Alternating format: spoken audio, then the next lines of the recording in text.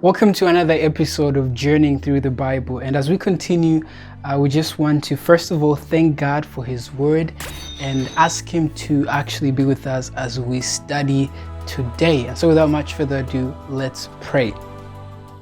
Heavenly Father, thank you so much for the opportunity to speak to you and the opportunity to study your Word. Lord, I am not worthy of all your truth and of all your mercies. And so, Lord, I ask that as I share these things, as I share your truth, that you would speak to me and put your Holy Spirit within me, that I may be able to speak your word with truth and with the power that it deserves. And this is my prayer in Jesus' name. Amen. So, Genesis chapter 32, and we're looking at verse number 1. It says here, "And Jacob went on his way, and the angels of God met him." This is an exciting moment, almost similar to Genesis chapter, I believe it was chapter 20-ish, when Jacob was leaving his I think it's Genesis 28, when he was very happy, after the Bethel experience, after he had seen God, after he had seen the ladder that connected heaven and earth, he was happy. He had all the energy that he needed and was limping and jumping on his way to Haran, knowing that God's presence was promised to be with him until he will return back. But here he actually is thinking many things, because God has just told, if you follow the previous episode, God told Jacob to return to the land of his fathers. But the problem with that was that in the land of his fathers, there was this person called Esau, his brother, whom he had done wrong in the past, whom he had deceived. And the point of his deception is what we're going to be looking at today closely. Because Jacob at a point said, "I am Esau." He actually stole his Esau's birthright, if you will, in a way. And so he was very concerned because Esau had said, "I will kill Jacob." And that's why Jacob left in the first place. But God just instructed Jacob to go back to the place that he fears the most. And so as he's thinking about all these things, God sends his angels towards him to explain to him, it wasn't even about explaining here, it was a confirmation of his presence. God has said, "Go back, I will be with you." And Jacob was going through all these motions, and God sent his angels to confirm, to give him strength, to just strengthen him and to assure him that God was present. With the children of Israel, there was a cloud by day, and a pillar of cloud by day, and a pillar of fire by night. All these tokens were to tell them that God is with them. Indeed, with the Israelites, the Bible says he did send an angel before them. And that angel could also be synonymous to Jesus Christ himself, who was present with the children of Israel. But here's a lesson for us today. We rarely see angels. I wish I could see angels. I haven't seen angels.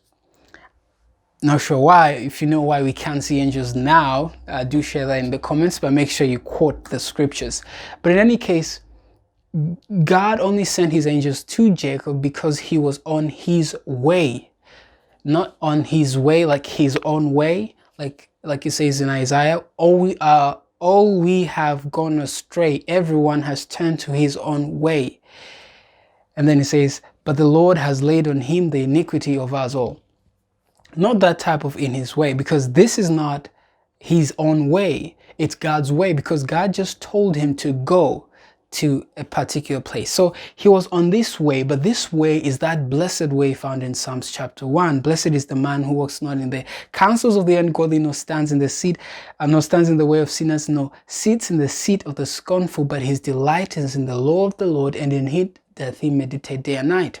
So Jacob was in the way of God, in the will of God. And as long as we are in the will of God, God will send his angels to protect us. He will send his angels to strengthen us. And we can't see them, but we know that they are angels surrounding us, protecting us from the principalities and powers in heavenly places, because we do not wrestle against flesh and blood, but against these spiritual rulers and high powers that we can't really handle on our own. And that word wrestle is very interesting. We wrestle not against flesh and blood, because today's topic is wrestling with God. Wrestling with God. And so when you continue with verse number 2 here, if you move on to the next verse, it says, and when Jacob saw them, he said, oh wow, this is the host of God. And he called the place, the name of that place, Mahanaim. Mahanaim, which literally means this God's host, because of the angels that he saw. And so verse 3, we pick on, and it says, and Jacob sent messengers before him to Esau his brother, and to the land of Seir, the country of Edom. And he commanded them, saying, thus shall ye speak unto my lord Esau, thy servant Jacob saith thus. You see, he says, I'm a servant now. In case Esau thinks he wants to come back and take everything, now he's humble. He humbles himself and says, tell him I am his servant. And I have sojourned with Laban and stayed there until now. And I have oxen and flocks and all these things, servants. And I have sent to tell my Lord, he calls him Lord, that I may find grace in thy sight. He humbles himself because he knows that Esau had promised that he was going to kill him. Then Jacob was greatly afraid and distressed. And he divided the people that were with him and the flocks and herds and the camels into 2 bands. Now he actually separated people into groups, that if he meets the first one and kills them, the other ones run away. So it was really a very stressful point. He can't go back. But again, he doesn't want to press forward because he's afraid. Not that he doesn't want to, but he's afraid. And that's a lesson for us. We see that he's distressed, but he still goes. He's afraid, but he still goes. And that's what we have to do. We have to be on our way to the place where God sends us, even though it may be fearful, even though it may be scary. But as long as we obey, we'll leave all the consequences to God. And this tight spot of Jacob facing his sin face to face, because his sin was deception. He had deceived Esau that he had stole from him the blessing, not the blessing, but the blessing, because he came and identity theft. He said, I am Esau. And Isaac asked him, are you really Esau? And he actually said, yes, I am. Yes, I am. And when Esau knew that all this that had happened, he promised and said, I will kill him. So he understood his sin. He was a deceiver, a supplanter. And this tight position was actually God's design for him to come face to face with his sin, recognize the actual sinfulness of sin, and bring him to true repentance. And that's what, in a nutshell, wrestling with God is. It is coming face to face with our sin. There could be many, and recognizing them. Like the psalmist says in Psalm 52, my sin is ever before me. Accept you are a sinner. That's the first point. And then actually ask God for forgiveness.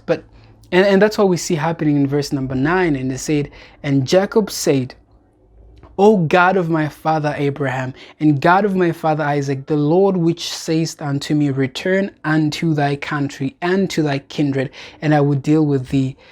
I am not worthy of the least of all the mercies and of all the truth which thou hast showed unto thy servant. For with my staff I passed over this Jordan, and now I am become 2 bands. He says, I'm not worthy. And that's the point.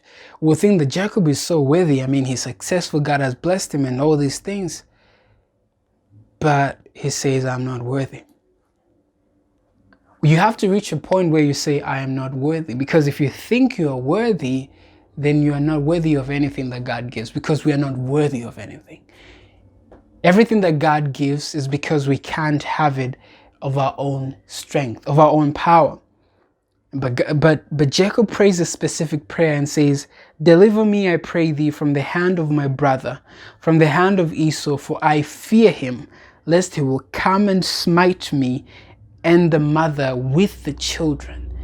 So he was so distressed, and his distress did not lead him to doubt and, to leave God, but his distress led him to prayer. Very, very symbolic.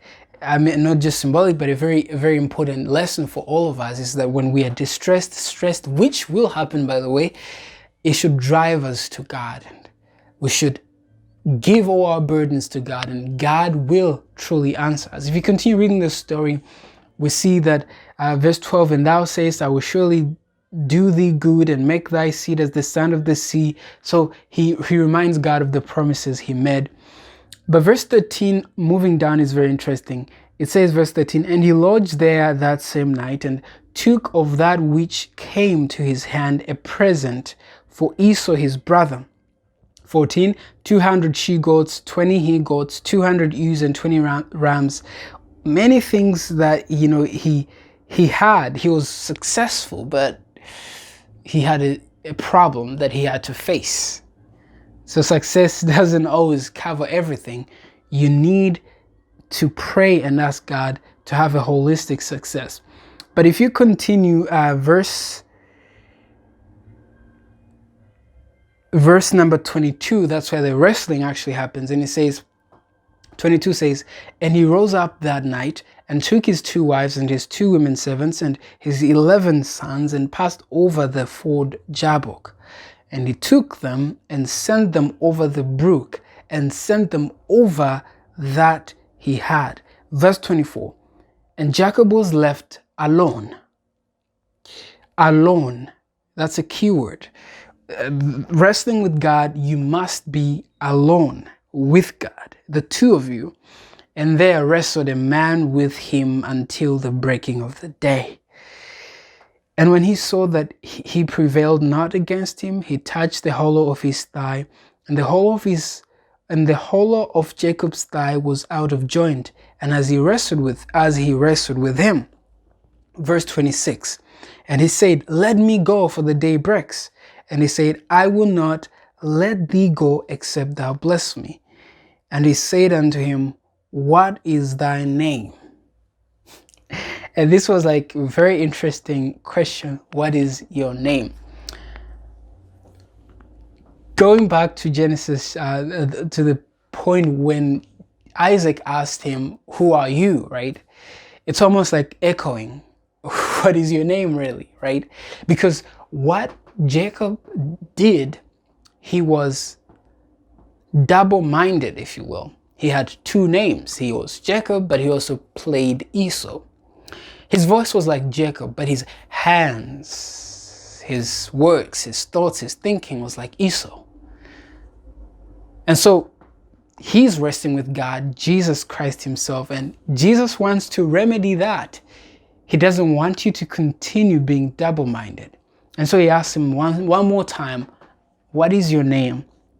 And obviously he said Jacob, which is associated with, being a thief, supplanter. And he said, "Thy name shall be called no more Jacob, but Israel, for a prince hast thou, for as a prince hast thou power with God and with men, and has prevailed." So this was an evidence that he had been forgiven. His name was changed to be a reminder. So from the name that was a reminder of his sin, Jacob, to now the one who has prevailed. Just in closing, we see that Jacob's problem at first was that he wanted to get something that was already his. He wanted to steal his birthright, but according to the prophecy, the birthright would still go to him anyways, but he wanted to steal what was already his own. And that's what sometimes we do today. And it is called righteousness by works, thinking that by the things we do, we can secure heaven or we can become right with God, when it is only by grace that we are saved through faith. And that faith, obviously, that works. The works that we do show that we have faith, but it's not the other way around. And so that's a very important lesson that we can learn from here, that to wrestle with God, we need to, come face to face with our sins and actually accept that we are not worthy, and ask God to heal and to forgive us like he did with Jacob. I hope that wrestling with God will be your experience as we continue journeying through the Bible, and may God bless you for being with us today. Bye for now.